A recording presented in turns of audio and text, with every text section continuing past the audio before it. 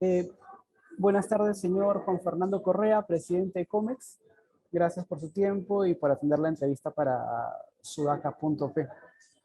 Estamos haciendo la entrevista justamente un viernes por la tarde y hace instantes acaba de obtener el gabinete Bellido el voto de confianza. Quería recoger sus primeras impresiones sobre este tema antes de entrar al tema por el cual solicitamos la entrevista, ¿no? Que es un análisis sobre las pymes. ¿Cómo no? Bueno, un gusto. Muchísimas gracias, David, y a Sudaca por la entrevista. Muy brevemente, un comentario sobre el COMEX Perú.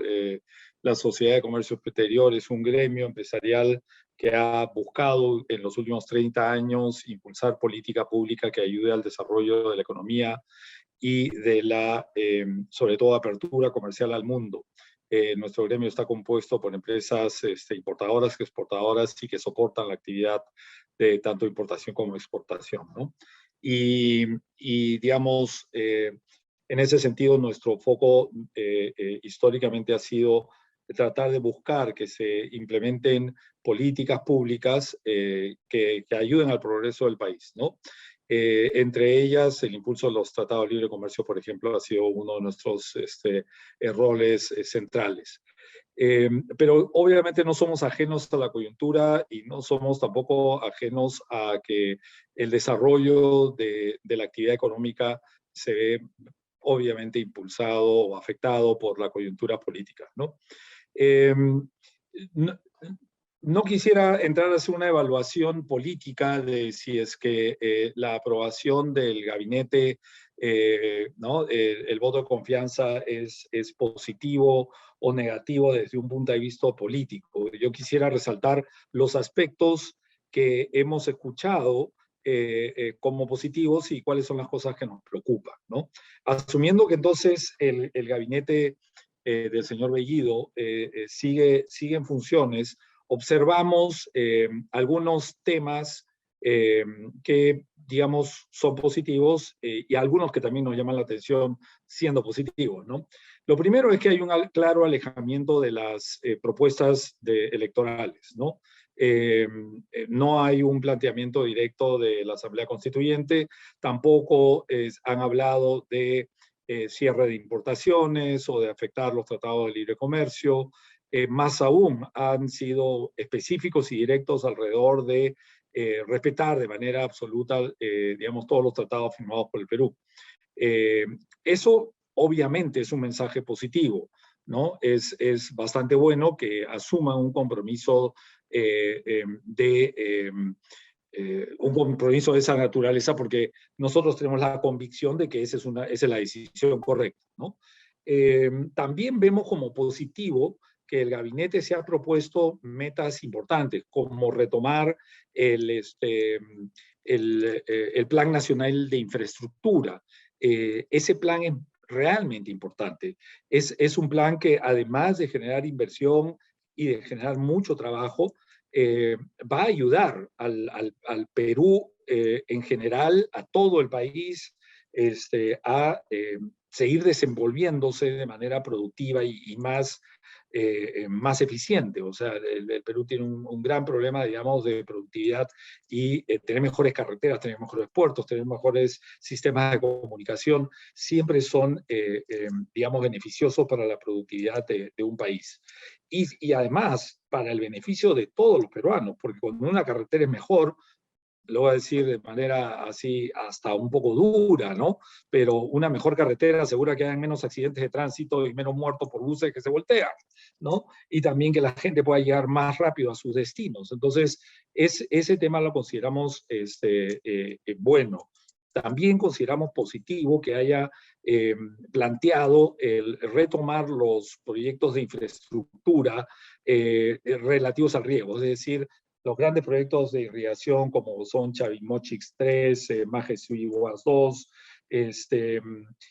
la Alto Piura, Chicanas. Entonces, hay una serie de proyectos que sumarían 200.000 hectáreas adicionales que si se destina a la agroexportación podríamos duplicar la producción de agroexportación y los ingresos del país y convertir a la agroexportación en el principal generador de divisa del país por encima de la minería. O sea, es posible lograr eso si se logra esa meta. Entonces, esos factores los vemos como positivos y esperamos que el gobierno el gabinete ratificado hoy día, digamos, lo trabaje, ¿no? Otro tema que también nos parece positivo es que vemos que la Cancillería va a retomar nuevamente, parece que tuvo un periodo de distracción, va a retomar nuevamente las negociaciones de las vacunas, ¿no? Exacto. Entonces, creo que eso es realmente importante. Yo diría que un tema central es que lo que necesitan los peruanos hoy día, lo que necesitamos los peruanos hoy día, es salud y trabajo. O sea, no podemos distraernos en otras cosas, ¿no? Vemos una intención entrar a una serie de temas políticos, ideológicos, que no necesariamente están enfocados en los temas fundamentales de hoy día de los peruanos, y ahí es donde pensamos que el gabinete tendría que focalizar sus esfuerzos de una mejor manera, ¿no? Hay demasiadas ideas buenas, pero después ejecutarlas no necesariamente va a generar salud y trabajo. Mencionaron aspectos que le preocupaban. Justamente esta ideologización es uno de los puntos que preocupa, o hay otros factores que a través de COMEX tienen ciertos recelos. Bueno, desde un punto de vista, hay varios definitivamente, ¿no? Por ejemplo, no hay una determinación clara de crear los mecanismos de seguridad sanitaria para que los chicos vuelvan al colegio. O sea, el Perú es uno de los pocos países del mundo que en ese momento todavía no regresan los chicos al colegio. Eso pensamos que realmente tiene que generarse. Más aún, desde un gobierno liderado por un maestro de escuela, no puedo imaginarme cómo no podría ser eso una prioridad más grande, ¿no? Por otro lado, nos preocupa también la visión internacional. Han hablado de una visión principalmente enfocada en América Latina y el Caribe, tanto desde el punto de vista político, social, económico, ¿no?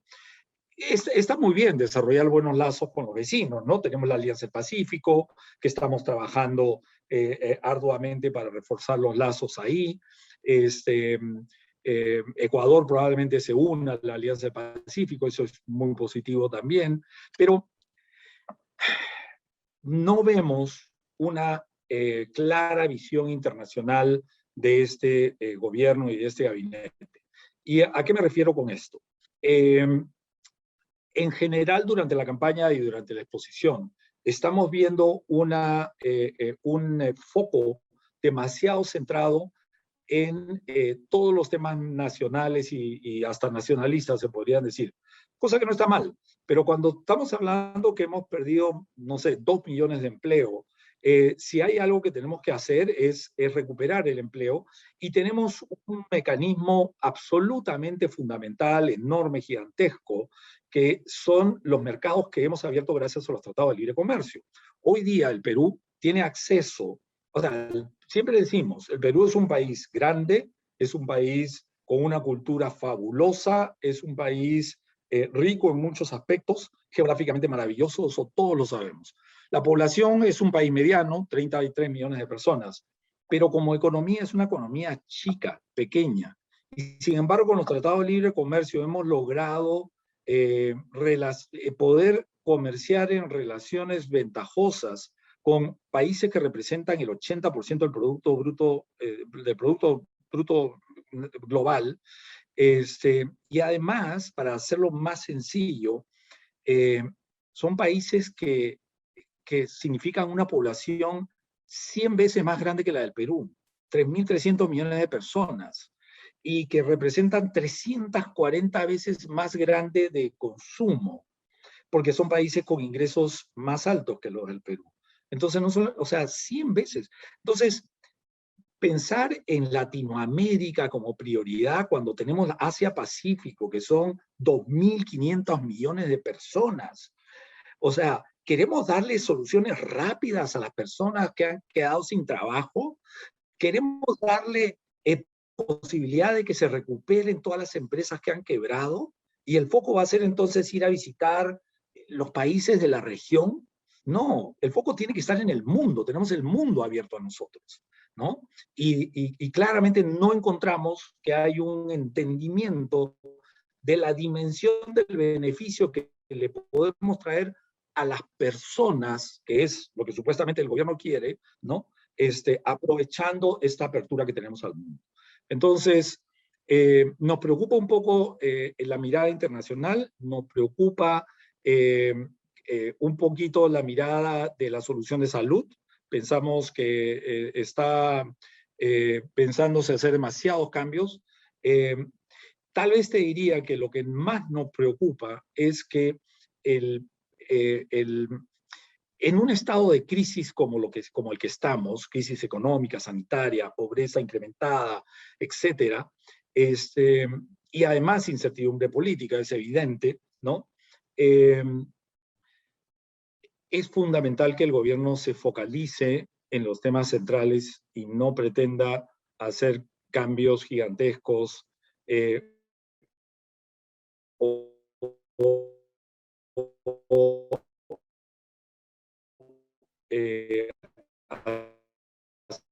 hacer demasiadas cosas, porque entonces no va a llegar a tener resultados que ayuden a las personas reales. David, me parece que se congeló por un momento. No te escucho. Ahora sí. Sí, se congeló por un momento, pero el mensaje quedó claro. El mensaje quedó claro. Quería pasar al tema por el cual convocamos, ¿no? Justamente en este contexto de crisis política, económica y la paralización de actividades por la pandemia, hicieron que las MIPES se vieran fuertemente golpeadas. En ese contexto quería consultar, ustedes han hecho un estudio, ¿cómo se han visto en posibles cifras, si nos pueden decir cómo se han visto afectadas las MIPES? Bueno, en primer lugar, tenemos una enorme preocupación en cuanto a el efecto que ha causado la pandemia en las micro y pequeñas empresas. La encuesta nacional de hogares muestra que en el 2020 desaparecieron 48.8% de las micro y pequeñas empresas del país. De 6.300.000 quedaron 3.100.000. Más de 3 millones de MIPES desaparecieron. ¿Eso qué significa? Que se perdieron 4 millones de empleos, porque digamos las MIPES en promedio tienen una y media personas laborando. Obviamente hay MIPES individuales, hay de 2 o 3 o 5 personas. En promedio son 8 millones de trabajadores en micro y pequeñas empresas. Se perdieron básicamente la mitad de esos empleos. Ha habido recuperación de otros y el efecto neto es que hoy día tenemos alrededor de 2 millones de empleos perdidos, ¿no? Y eso es lo que afecta realmente a la gente y por eso es que tenemos esta gran preocupación. Pero además de eso ha aumentado la informalidad, porque claro, en situación de emergencia, la informalidad pues se extiende, ¿no? Se expande, porque la misma forma de operar, de trabajar. ¿Por qué se han producido estas quiebras? Principalmente por el encierro, las medidas de encierro dramático que hemos tenido. Yo creo que al principio de la pandemia todos pensábamos que estábamos encerrados 2 semanas y ahí se acababa todo, pero obviamente no fue así. Y hay estudios que muestran que hay las medidas más importantes para evitar el contagio son evitar las aglomeraciones, estar con la boca tapada, pero el encierro forzoso no es una medida positiva y si viene una tercera ola, realmente esperamos que el gobierno entienda que con más personas vacunadas y con un sistema más preparado no debería ser necesario los encierros.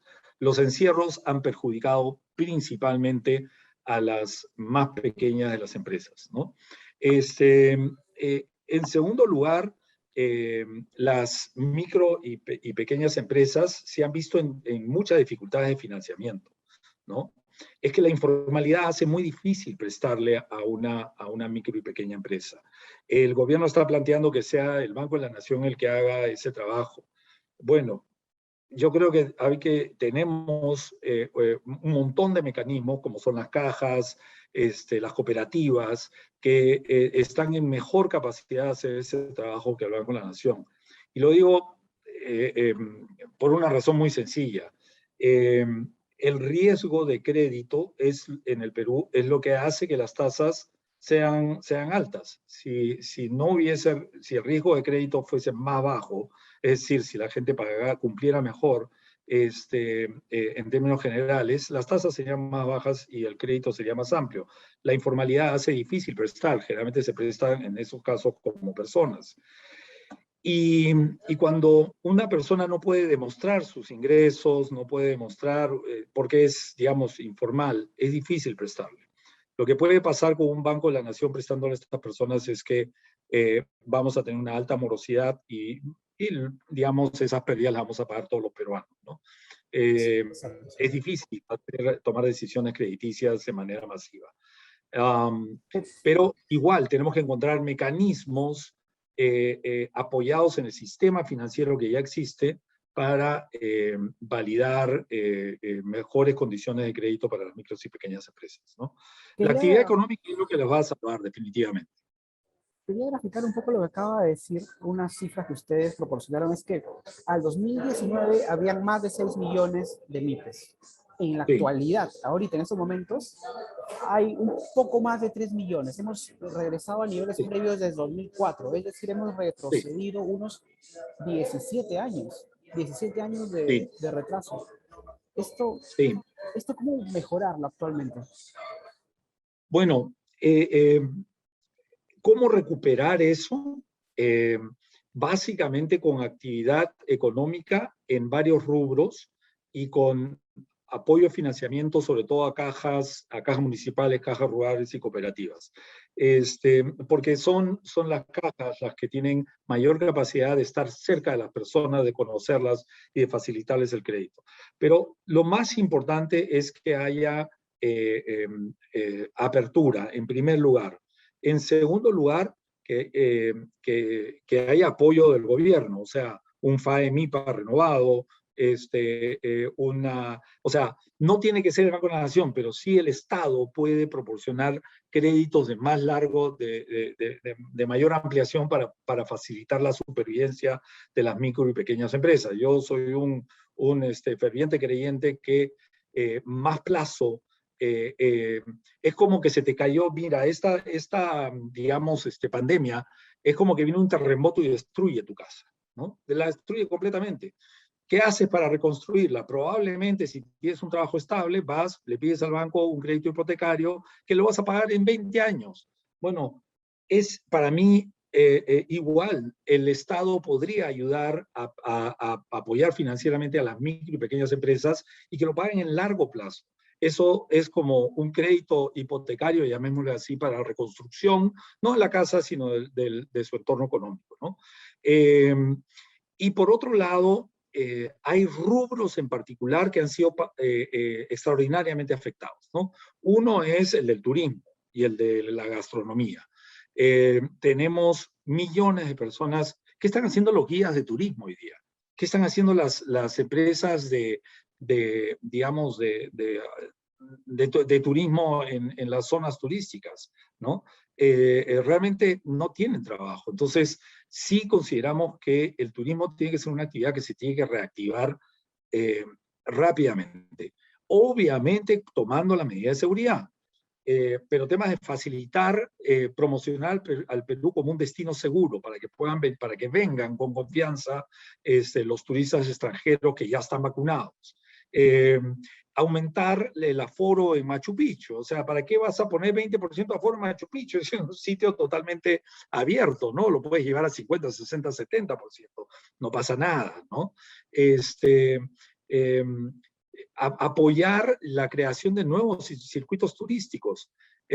Yo creo que en el turismo hay oportunidades, dar facilidades para la recuperación de la industria gastronómica. Hay un proyecto de ley en el Congreso para eliminar con la suspensión perfecta. Bueno, las grandes empresas ya no están usando la suspensión perfecta hace rato, ya pasamos la crisis, las grandes empresas pasaron la crisis. ¿Quiénes están en suspensión perfecta hoy día? Las industrias que están dramáticamente afectadas porque no pueden funcionar. Entonces, si eliminan eso, ¿qué va a pasar? Simplemente van a terminar de que se quiebren las empresas. Entonces, suena bonito, pareciera que quieren hacer que la gran empresa no se tome una ventaja, entre comillas, cuando en realidad son contados con las manos las grandes empresas que estamos usando suspensión perfecta hoy día. Son las pequeñas empresas y las empresas en industrias totalmente destruidas como el turismo, las que están utilizando eso para salvar los puestos de trabajo.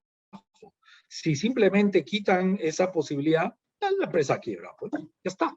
Eso es lo que va a pasar, ¿no? Entonces, foco en entender los problemas de la micro y pequeña empresa y sobre todo en industrias particulares como el turismo y la gastronomía, es fundamental para recuperar el empleo. Estás en mute, perdón. Ahora sí, disculpe. Como Comex, ustedes refirieron que pese a la reducción del número de pymes, hubo un efecto contrario, ¿no? Que es lo que acaba de mencionar, la informalidad, que se elevó. Pero también han presentado un mapa donde mencionan las regiones donde hay una mayor proporción de MIPES informales. ¿Podrían decirnos cuáles son estas regiones? Sí, por supuesto. La informalidad en las regiones ha aumentado o es más grande en... a ver, las más informales siguen estando ubicadas en la región sur del país y son más bien los que han... Junín, Huánuco y Lima han reducido su nivel de informalidad. En la costa norte siguen ubicándose los departamentos con mayor proporción de pymes, pero la mayor informalidad está en las regiones del sur. Puno, Huancavelica, son particularmente regiones con bastante informalidad. Y eso en gran medida responde a una estructura, algunos aspectos culturales probablemente, pero también a una estructura del Estado que no da un apoyo completo de servicios y de, digamos, soporte para la actividad económica, ¿no? Y por el contrario, si bien hay regiones con mucho nivel de informalidad, también hay otras donde han prosperado la formalidad. ¿Qué ha ocurrido aquí y cuáles son estas regiones?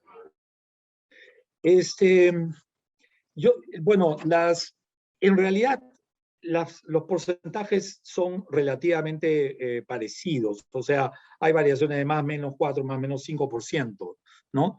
En el 2020, yo te diría que más de casi el 90% en las regiones con más informalidad, casi el 90% de las pymes son informales, mientras que en las regiones con menos informalidad, particularmente Lima y alguna parte del centro, estamos hablando de igual, niveles de 83, 82% de informalidad.